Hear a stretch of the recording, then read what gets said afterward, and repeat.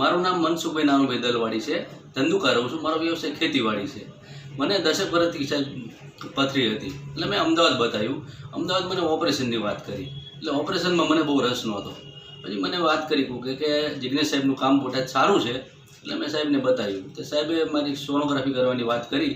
મેં સોનોગ્રાફી કરાવી. એમાં મલ્ટિપલ એટલે કે અગણિત આવી એમ.